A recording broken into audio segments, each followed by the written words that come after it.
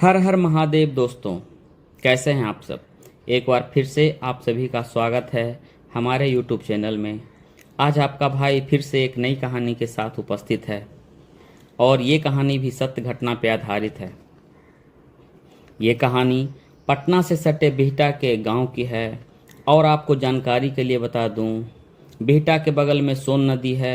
वो सोन नदी जो बिहार में बालू सप्लाई का मुख्य स्रोत है। इसी नदी के किनारे एक गांव है जहां की एक कहानी है। कुछ समय पहले की बात है। इस गांव के बगल में भोले बाबा का एक मंदिर होता है जो नदी किनारे ही होता है। उसी मंदिर में पूजा पाठ का कार्यक्रम का प्रोग्राम चल रहा होता है।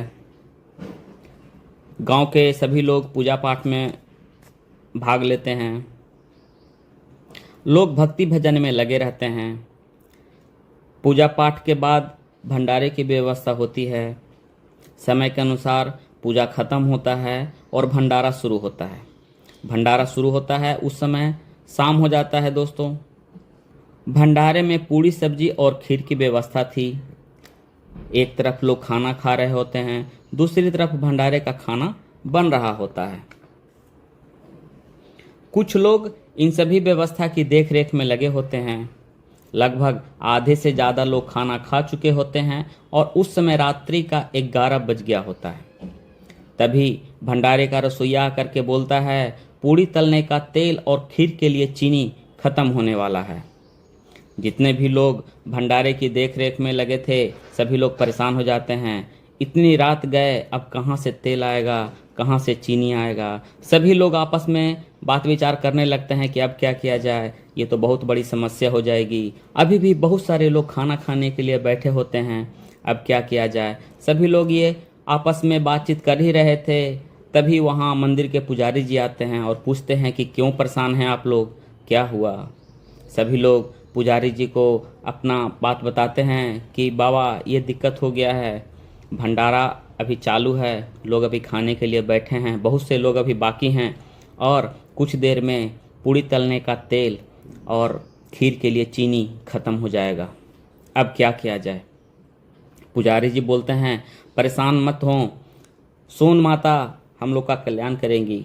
आप लोग को जितना भी सामान का ज़रूरत है जाइए सोन माता से उधार ले लीजिए।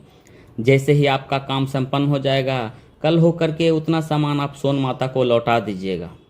सभी लोग बोलते हैं ऐसा हो सकता है। पुजारी जी बोले निश्चिंत होकर के जाइए। पुजारी जी बोलते हैं आप लोग को जितना भी तेल का ज़रूरत है, जितना भी चीनी का ज़रूरत है, जाइए सोन माता से उधार ले लीजिए। उनके कहने का मतलब था कि सोन नदी में जाइए और आपको चीनी का ज़रूरत है चीनी ले लीजिए, तेल का ज़रूरत है तेल ले लीजिए।